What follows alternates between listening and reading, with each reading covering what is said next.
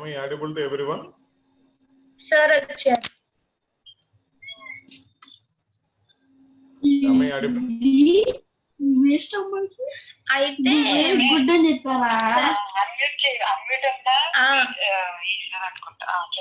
wait.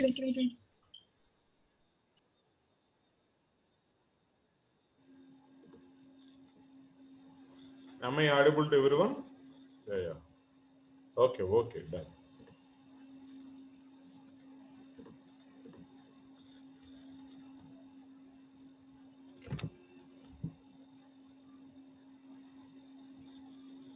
Yeah.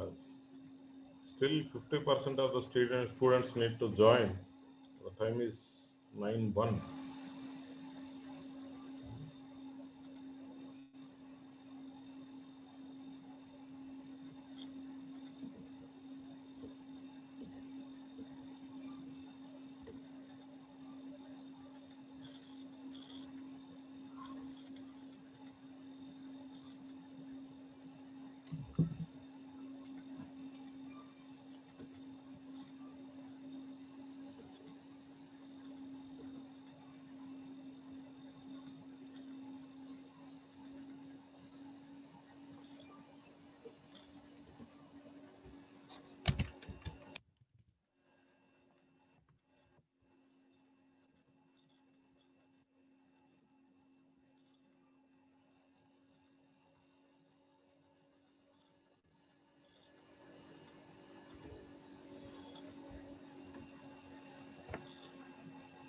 Right.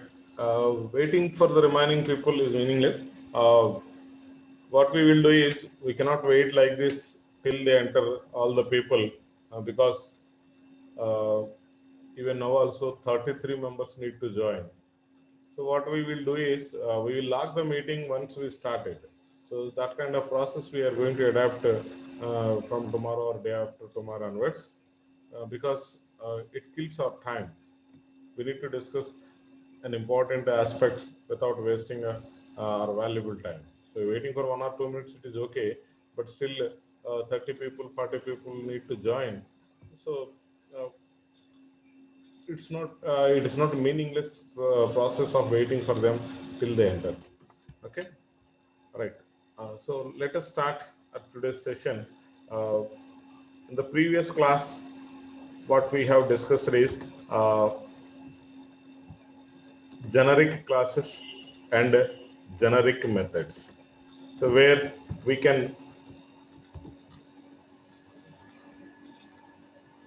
generic classes and generic methods where we can create most generic methods and as well as the classes so that we can pass different types of parameters each and every time when you are executing it so that with the single algorithm you are able to handle multiple data types. Okay, so that is the intention of generic class and as well as generic methods. So whether we have seen the implementation of generic method or not, any one of you please respond. Implementation of generic methods is over or not? Any one of you? Implementation part of generic methods is over or not? Otherwise, we will discuss it and then move to the next topic. If it is over, directly we will enter into the next topic. Say yes or no. Is it over or not? Any one of you?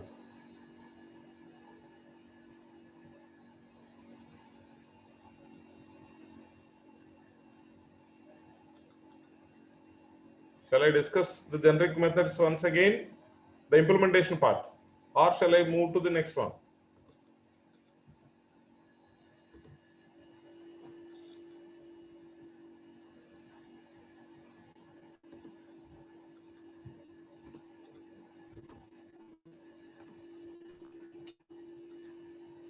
Okay, right, done.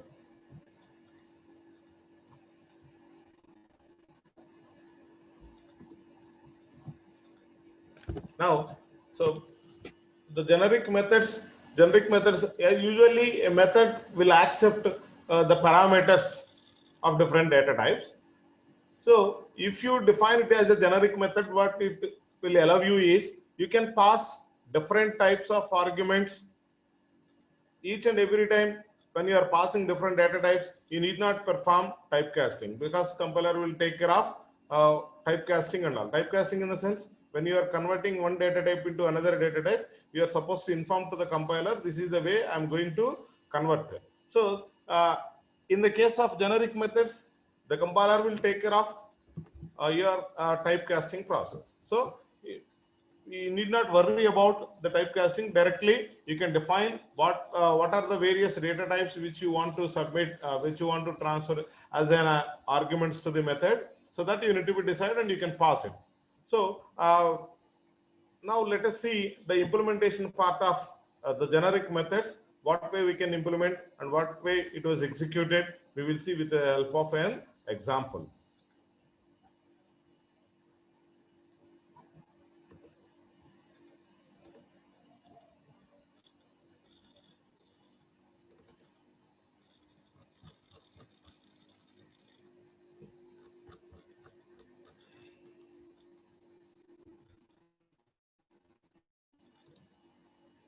I think this, which we have discussed previously.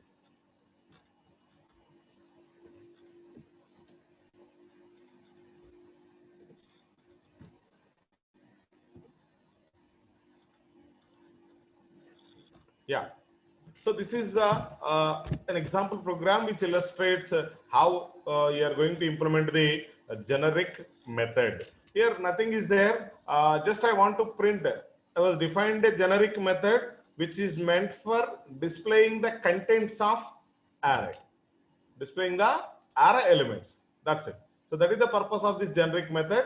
Here I'm passing different types of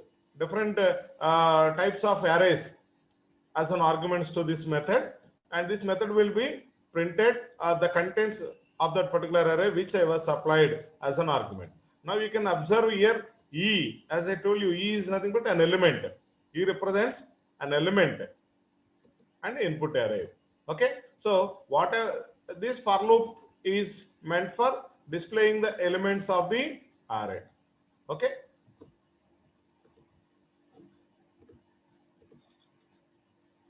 Okay.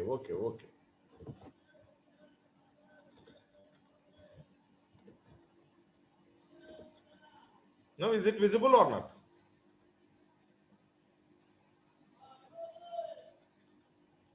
Is it visible?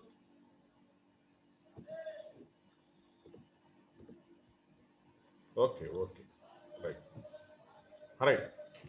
So, this is the generic method which is used to display the array elements. Right. Here I was not specified any data type. The array type which I was not specified. Simply, I'll make it the name of that array is input array. Right. So whatever the array that you have supplied, that will be replaced with that input array, and this for loop is meant for displaying the elements of that particular array which you have supplied. Okay. Now coming to the main program, here I was declared an array, integer int array 1 2 3 4 5. Okay. So these are the elements of the integer array. Right. Similarly, I was declared another array, double array, which contains double elements. Okay. It contains elements of type double. Similarly, a character array is also be declared and initialized. Okay. So now I have three different types of arrays. One is integer array, another one is double array, and the third one is character array.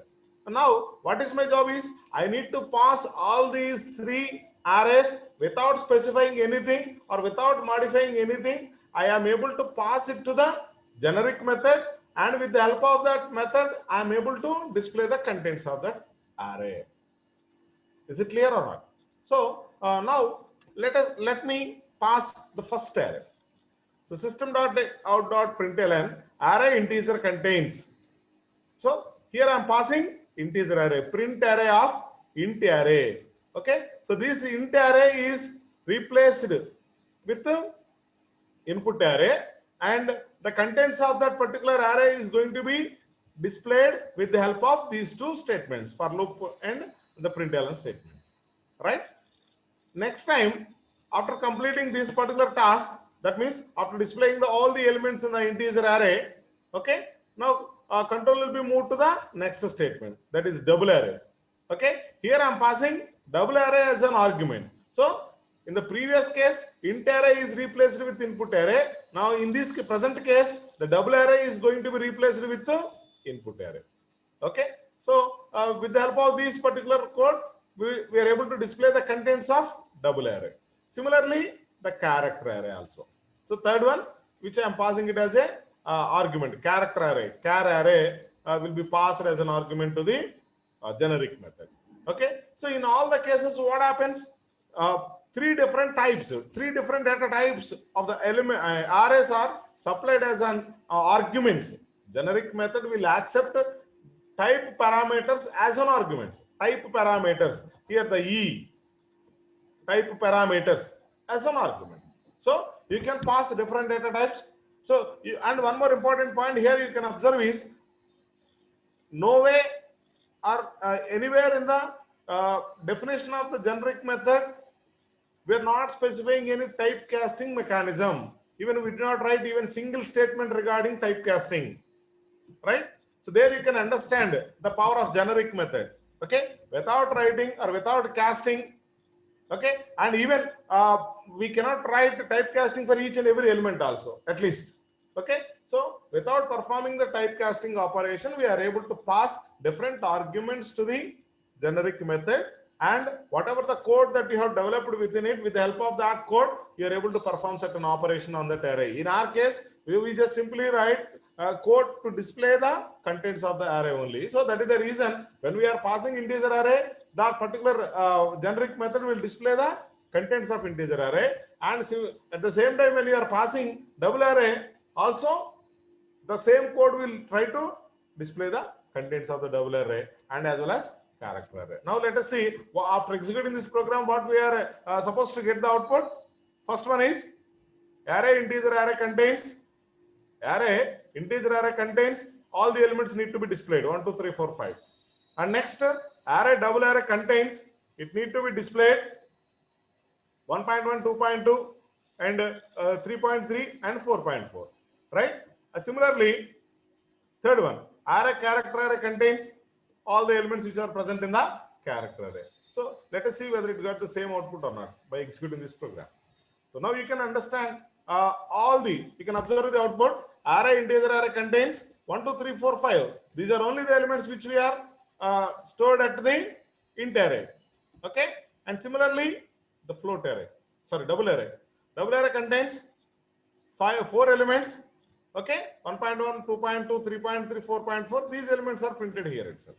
Similarly this. So here what we are supposed to observe is, by writing same single code, generic algorithm or generic method through which we are able to perform operations on different types of the data which are supplied as an arguments to this method. Hope you all clear with this example. If you have any queries, you can ask.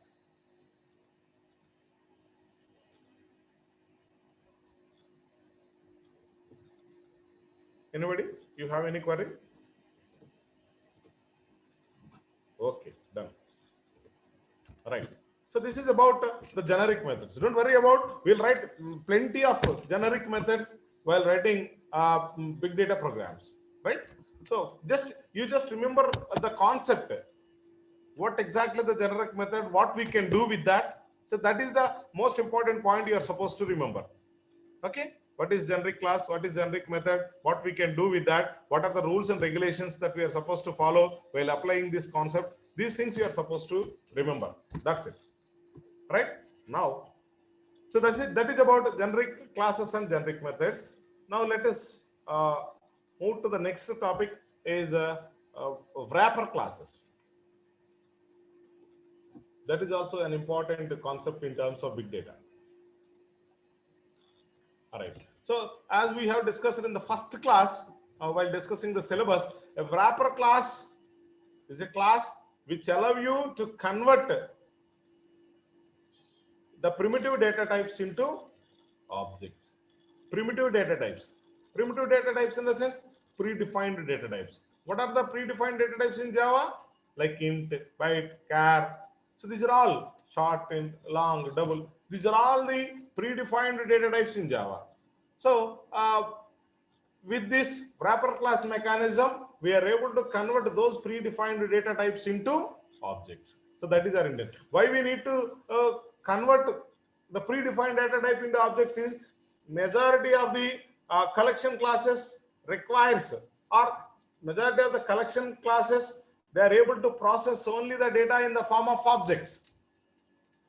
Because Java is an object-oriented programming language which is used to process everything which is in the form of object.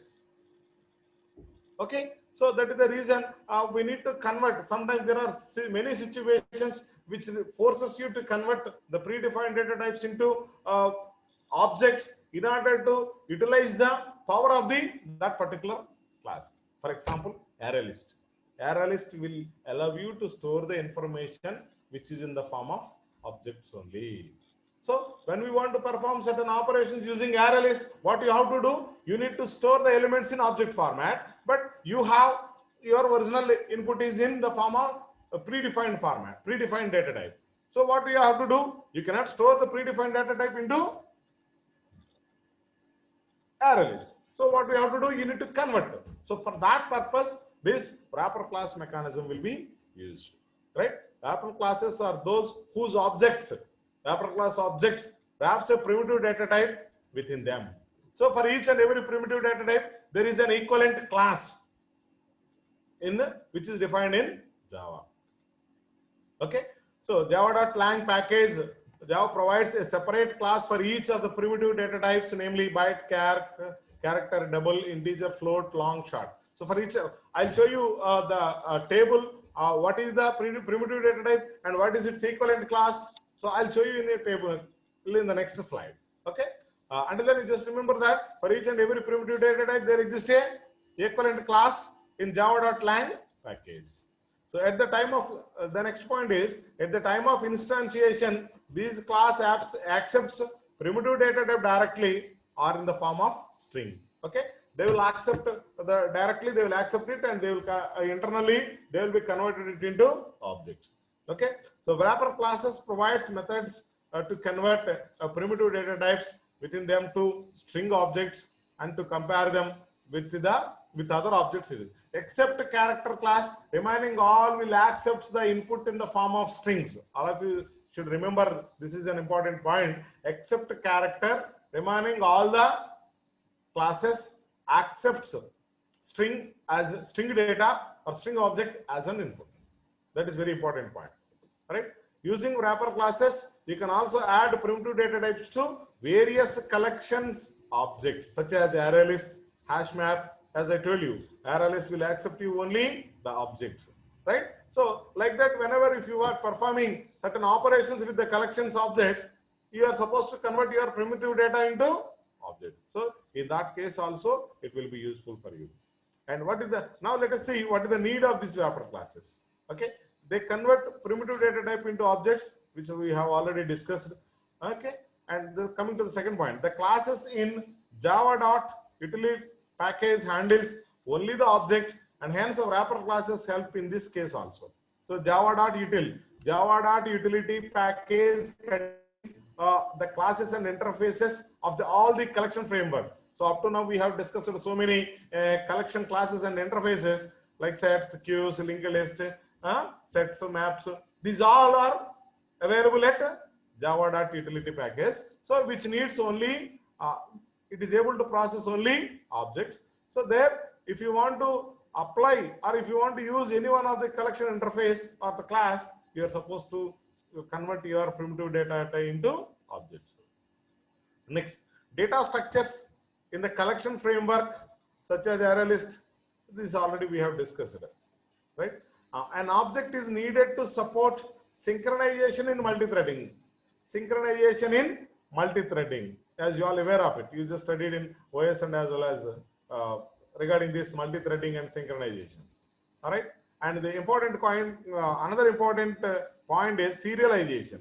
We need to convert the object into streams to perform the serialization. So very soon we are going to discuss about the serialization and deserialization of an object. It is also an important concept. After this wrapper classes, we can discuss about serialization. And then you just remember that just simply it is a serialization is the mechanism through which we can convert an object into a stream. Okay, that means simply you can imagine into it will be an object will be converted into bytecode with the help of JVM, right? Then if we have primitive value, we can convert it in objects through the wrapper classes. So by observing all these points, what we understood is the wrapper class objects wraps a primitive data type into objects, right? So simply it converts the primitive data into objects, right? So these are the primitive data types and these are the equivalent wrapper classes. So you can observe that char class, if we have an equivalent wrapper class in java.lang package is character, and byte, short, int. For int value, because for int is the primitive data type, for its equivalent wrapper class is integer, long. Always the starting letter should be capital. You just remember, you just understand the difference between the primitive data type and wrapper class. Float, here it is the starting letter is a small letter, whereas in the wrapper class it is capital letter. Double, boolean. So these are the equivalent wrapper classes for all the 8 predefined data types are available in the Java. And another important point you are supposed to remember is except character class, remaining all are accepting inputs are should be in the form of string only. They will allow you to supply the inputs are in the form of string only, right? Now let us see how it will be converted from one format to another format with the help of examples. So before going to look at about the various examples on these wrapper classes, one should understand the concepts of auto boxing and unboxing. So auto boxing in the sense automatic conversion of primitive types to the objects of their corresponding wrapper class is known as auto boxing. Say for example, if you convert int value into integer value, this is called as auto boxing. So if you are able to convert this conversion process automatically, that is called as auto boxing. Automatic conversion of primitive types to the object of their corresponding wrapper class. Object of their corresponding wrapper class. This is very important. Is known as auto boxing. And similarly, unboxing. It is just reverse of auto boxing. Right? That means automatically converting an object of a wrapper class to its corresponding primitive type is known as unboxing. Suppose integer class object, if you are able to convert that particular object into int, then it is called as unboxing. So these two are quite opposite to each other. Auto boxing, unboxing. Conversion of primitive type to its corresponding wrapper class is called as auto boxing. Converting wrapper class object into primitive type is called as unboxing. So now let us see the different examples how to auto boxing, how to implement the auto boxing and as well as unboxing, and we'll see some other examples based on it.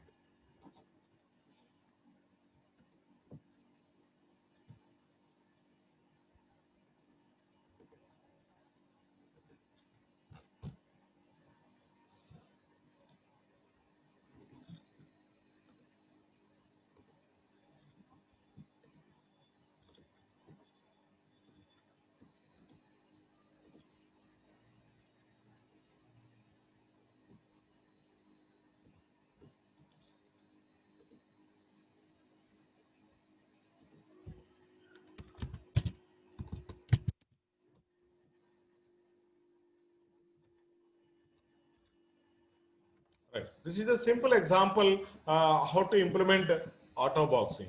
Auto boxing means converting primitive data type into its corresponding wrapper class objects.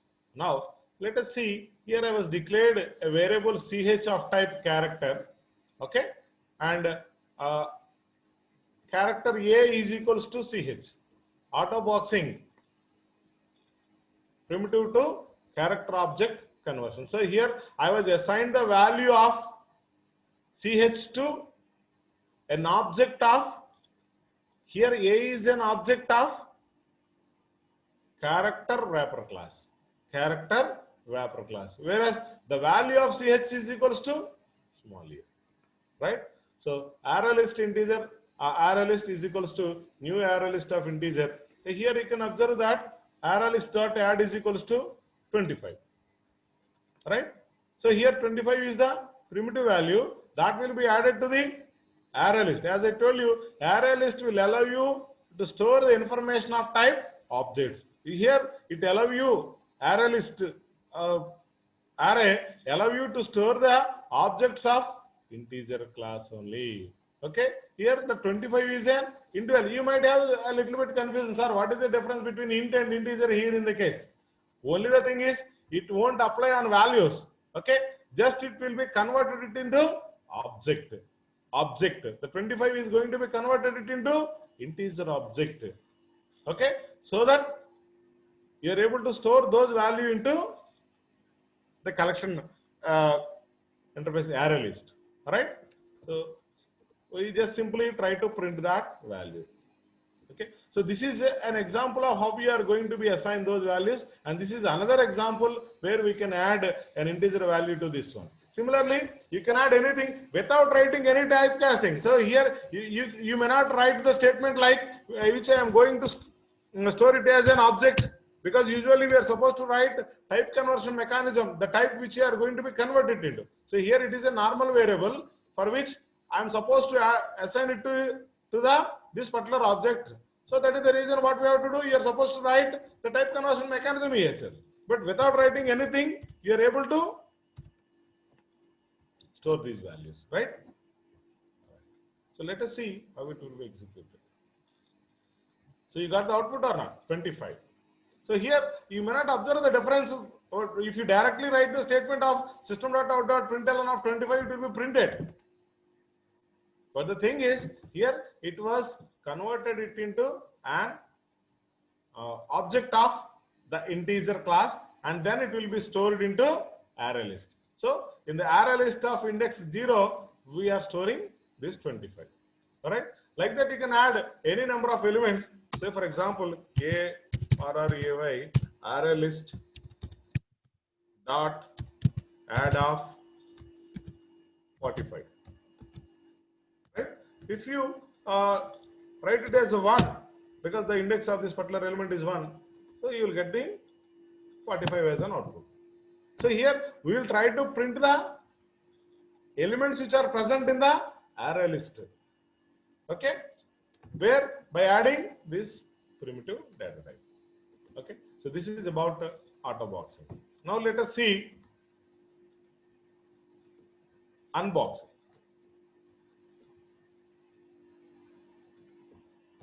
Unboxing means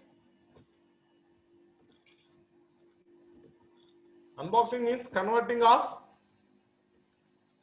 wrapper class object into predefined type. Wrapper class object into predefined type. Here, this is the object. Ch is an object which I was, for that I was assigned, Ch is an object of wrapper class. Okay, the wrapper class object is going to be assigned to an ordinary variable. Here it is a primitive data type, and the ch is an object of wrapper class character. So directly I was assigned an object to an ordinary variable. That is what we are calling it as an unboxing. Okay. Similarly, array list. Okay. Now here you can observe that int num is equals to array list dot get of 0. That means whatever the element that we have previously added to the array list, that will be assigned to the ordinary integer variable. Okay. So here I was printed the value of num. It is supposed to display 24 as an output. Let us see.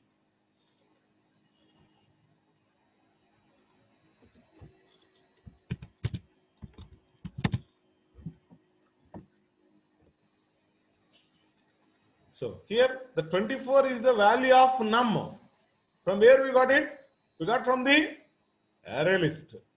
Array list is an object of the wrapper class integer. Okay, so here what we understood is we can directly assign the wrapper class object to the primitive data type. So this kind of conversion is called as unboxing.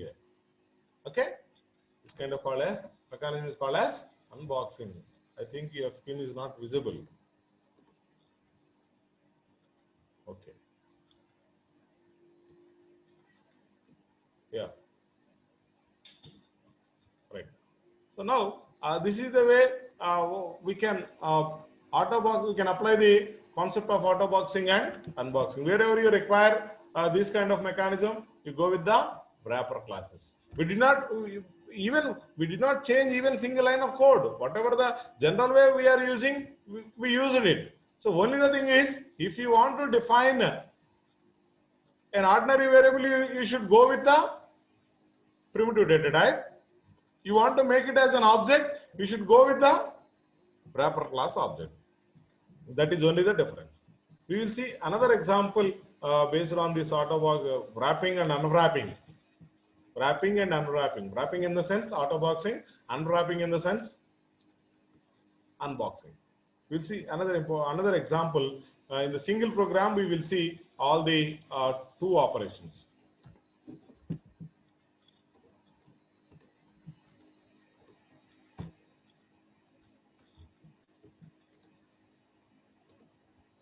Right? So this is the code for writing wrapping and unwrapping in a single program. So what is our intention? Our intention is we'll try to convert primitive data into objects and vice versa. Objects into primitive data. First, let us look at about primitive data types. Converting of primitive data types. Here you can see byte A is equals to 1. Okay, so that will be converted. You can understand that always the wrapper class, the starting alphabet of the wrapper class is capital B. So in this case, both of them are same in spelling and all. Only the difference is the first alphabet should be in capital letter in the case of wrapper classes, right? So here the byte obj is equals to new byte of A. So here this A is going to be assigned to the byte object. Similarly, int B is equals to 10, as we have seen in the previous example, we can convert that particular B into which one? Integer object, which is an object of integer class. It is a wrapper class. Like that, float value, double value, character value, all of them are converted it into objects. Here I would like to print all those values with the help of those objects to which you have assigned all the primitive data types. So bytecode represents the which value? A value. Okay, byte A value. Similarly, integer object B, float object C, double object D, and character object E. Okay, all these values are going to be printed. Here you are supposed to observe that with the help of objects, whatever the values that we have initialized for the variables are going to be printed. So what we are expecting in the case after executing these lines, A is equals to 1 value 1, 10, 18.6F, 250.5 and A. So these are the outputs which we are expecting. Similarly, this is called as wrapping. That means converting predefined types, automatical conversion of predefined type into objects. Okay, and this is the another way. That means objects, wrapper class objects are also be converted it into ordinary primitive data type. So this is called as unwrapping. Okay, so here also we will create another variable of BV. BV is a byte variable through which I was assigned byte object which previously I was stored. So now this BV contains what is the value? The same value, 1. Okay, similarly integer a variable IV, float variable FV, double variable DV, and character variable CV. For all these things, we will assign their corresponding wrapper class objects so that we'll display those values. So let us see whether it was displayed the same or not. So now you can observe values of wrapper objects printing as objects. So byte value, initially we have assigned A value with 1. So that is the reason here byte code will display, byte object will display 1, and similarly 10. So all these, whatever the values that you have assigned for the ordinary variables, so the same will be converted as a objects of this respective wrapper class. Okay. Similarly, unwrapping. So this is the output. So here we will assign the object values to the ordinary variables: byte variable, integer variable, float variable, double variable, and character variable. So whatever the values that you have assigned by using objects of the wrapper classes will be displayed. So this mechanism is called as wrapping and unwrapping. Wrapping means converting predefined types into their corresponding wrapper classes is called as auto boxing, and converting wrapper class objects into ordinary variables is called as unboxing. So this total mechanism, wrapping and unwrapping. So these can be implemented with the help of wrapper classes. Is it clear or not? If you have any queries, you can ask. Otherwise, I'll move to the next part of this discussion. Is it okay? Or any queries?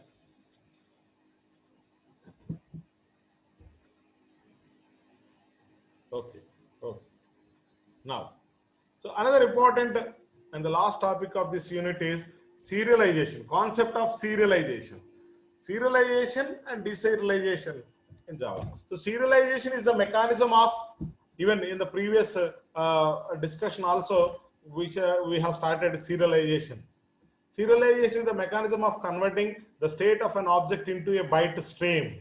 So whatever the object that you have created, if you are able to convert it into byte stream, so that it can be transmitted into different systems. You might have a doubt, sir, why we need to convert it into byte stream. Okay, so it is a JVM independent conversion mechanism. Because suppose if you develop a Java code and you can run a JVM in Windows 7 platform. So what is the job of your JVM?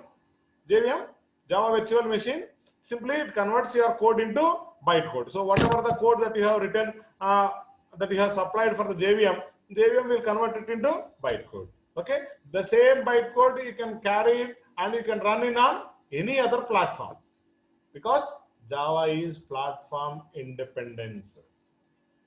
Java is platform independent language. That means you can develop a program in one platform and you can run it on any other platform. So because of that reason, when we are converting, so this byte code, so usually in the network programming, you may observe these kind of conversions, converting of object into a byte stream. This process is called as serialization. Deserialization in the sense, the byte stream is going to be converted into object. These two are again opposite to each other. Serialization is the process of converting your state of an object into byte stream, and the byte stream is going to be converted into your object is called as deserialization. Okay, so the object into byte stream is called as serialization. In turn, it will be stored into either a storage file or memory or the database. Directly, you can store this byte stream into any of these three places. Similarly, deserialization. So you are extracting the value from the storage area, which is in the form of byte stream, and then it is going to be converted into object for the purpose. Suppose you have developed an object and you can serialize it so that it will be stored in the database. Some other system which follows the different, which uses the different platform can retrieve the information from this database and convert it into object without any destruction. So this is called as serialization and deserialization. Now let us see how to implement this serialization and deserialization and the importance of these two in the example itself. So now let us see the important points regarding serialization and deserialization. So serialization and deserialization process is platform independent. As I told you, platform independent. It means you can serialize an object in a platform and deserialize in different platform. Okay, so both serialization and deserialization platforms need not be same. even though they are different platforms in the sense they are running it. The two systems which are performing serialization and deserialization are having different operating systems also. This can be executed. So for serializing the object, now let us see this important point. For serializing the object, we call the write object method in the object output stream. Our intention is serializing. Whenever if you are serializing an object, what you have to do, you need to convert that particular object into byte stream. Okay, so your JVM will convert the given object into, with the help of these methods, it will be converted it into output stream, and it was stored in the buffer, system buffer. So with the help of some other methods of this output stream like flush, we will flush the byte stream object which was stored in the temporary buffer to the destination in the sense you want to store it in a file, you may store it in a memory, or you may store it in a database. So wherever you want to store this byte stream data, for storing that data into the respective area, we use the method of flush. So simply it flushes the content which is stored in the buffer to the destination place, right? So and for deserializing, we call because this all process will be done with the help of this write object method of this particular object output stream class. Okay, and for deserialization in the sense converting of streaming data into object. Okay, so for that purpose we need to call read object method of object input stream class. This is another class which is meant for deserialization. Okay, right. So, and another important point is we must have to implement serializable interface for serializing the object. So without implementing this particular interface, okay, you may not implement the serialization concept. So some of the important points regarding this serializability is the class must implement the java.io serializable interface. So definitely you should implement, your class must be implement the java.io serializable interface. Okay, without implementing this, you may not convert or you may not apply the process of serialization. All of the fields in the class must be serializable, all of them.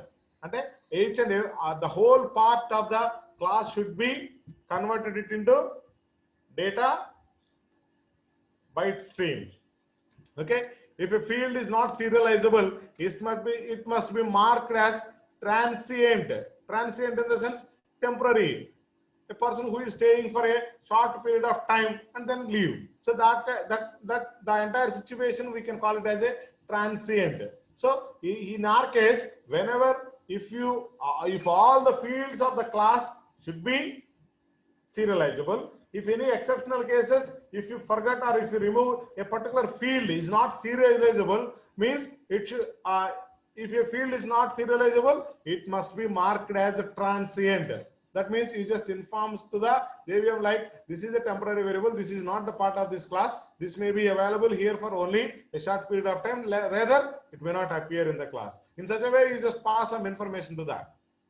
Okay, so that is called as transient. Marked as a transient means that is the meaning, right? So the object output stream class contains so many write methods for writing various data types, but only one method in particular stands out: public final void write object. This is the syntax for implementing serialization. Write object X throws IO exception. Similarly, for decentralization also, this is the syntax for the deserialization also. So for the serialization, we will convert an ordinary object into byte stream.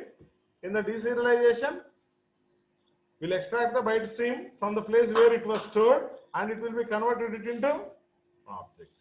Clear? So these two are the process of serialization and deserialization. So why do we need serialization in Java? So these are the 5 important points that you need to remember regarding serialization. Communication.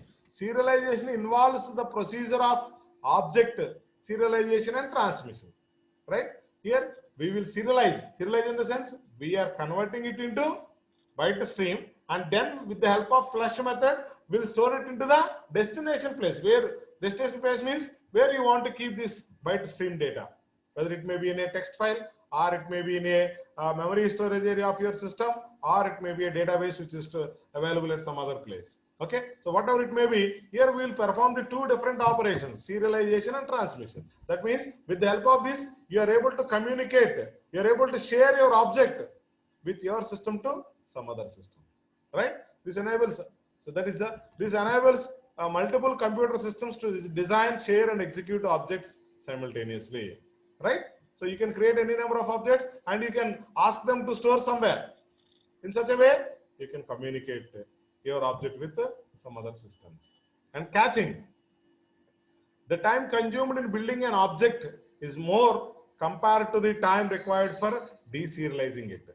Okay, whenever if you create a new object, so some other place, suppose you have serialized an object and you have stored it in a database, so some other place where you want to deserialize it, there by creating a new object of this similar type will take more amount of time rather than retrieving the data from the storage area, because it takes less amount of time, and deserializing it, it consumes less amount of time.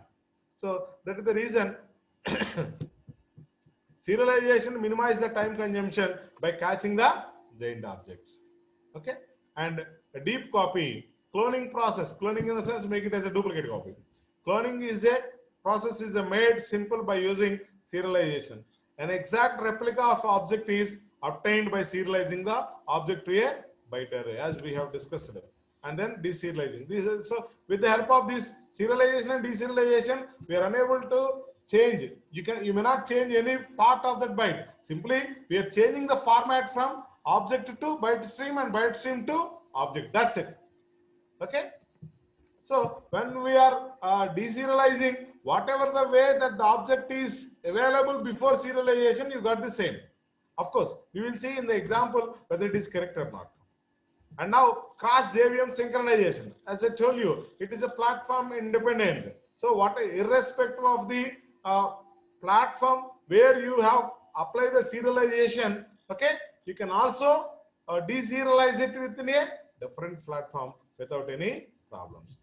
Okay, so persistence, the state of any object can be directly stored by applying serialization onto it and stored in a database so that it can be retrieved later. Okay, you can store your data in a persistent storage area without any problem. So these are the essential importance of serialization in Java.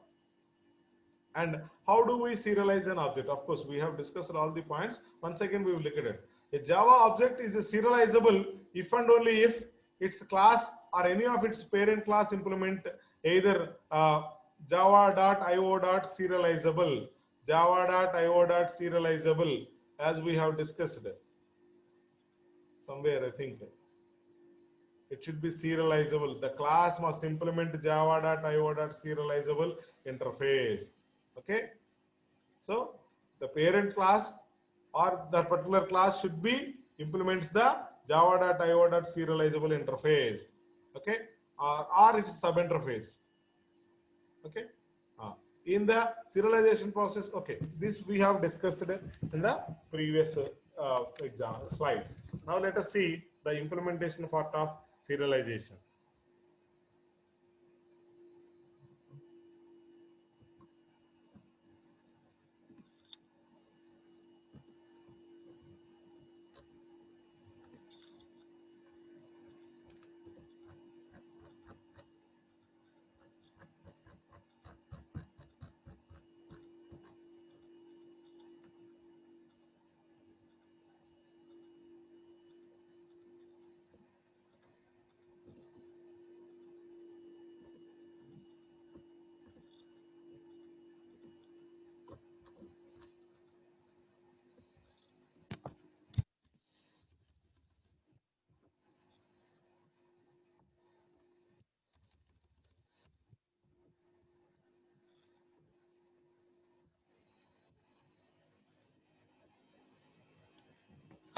right? So this is an example of serialization, where serialization means you can convert an object into byte stream. Now you can, here I was defined a class employee. So here you just observe import java.io.serializable. One should implement this particular serializable interface. So for that reason, class employee implements serializable. You just understand this. This is very important. Without using this, you cannot serialize the object. So that is the reason here the employee class implements the serializable interface. Right? So here I was defined three different parameters. Okay, and one constructor for initializing those values, nothing else. Okay, here important point is the class should be implements the serializable interface. Right? Now public class persist employee emp1 is equals to employee of, here I was forwarded certain values, employee 1, employee 2. I was created three different objects. For each and every one I was assigned different values to that particular object. So for what we have to remember is, for serialization means converting your object into byte stream. For that we are supposed to call the method of write method of object output stream, right? So here I was created an object, output stream object, OUT out dot write object. As I told you, object to write output stream is the class which is allowing us to make or to implement the serialization. For that we need to call write object method. Write object method of to which we are converting into byte stream, employee 1, and similarly employee 2 and employee 3. As I told you, flush method. Flush method is used to flush the data which after converting this EMP1 into byte stream, the content is stored in the buffer of your system. Okay, from that it is going to be uploaded into, whenever if you want to store it into some other storage area. Here in our case output.txt, this is the destination place where we want to keep the byte stream of the objects EMP1, EMP2, EMP3. So this flush method will flush this EMP1 from buffer to output.txt. Similarly, all the contents, because after converting these objects into buffer stream, byte stream, it was available at the buffer itself. So this flush method will throw the information which is present in the buffer to the destination place, that is output.txt, and then out.close. What is the difference between flush and close is, flush simply flushes the content which is available at the buffer to storage area. It will not close it. So after applying this flush, again it is available, the buffer is available, you can store some other information. But whereas this close method will close it, will close the buffer itself. So in such a way you can store this information. You can convert your object into buffer and then it will be stored into the storage area, right? So here the serialization, what we simply we have displayed a message, serialization and deserialization is being successfully executed, because here we did not perform any kind of deserialization, just only we have performed serialization only. So after executing all these steps successfully, it will display the message of serialization and deserialization has been successfully executed. So this is about the serialization. Similarly, we can see the deserialization also. Of course, the time is running out. We will see the deserialization part in the next class. Okay, I'm going to end the session after reading the options of today's class. Today's class options are A8, B2, D0, G0, G2, I2. These are all the options for the today's class, right? If you have any queries, you can ask. Otherwise, I'll end the session. If you have any queries, you can ask.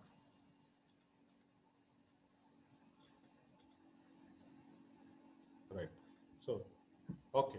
Thank you. I will end the session now, and we will meet in the next class. Thank you.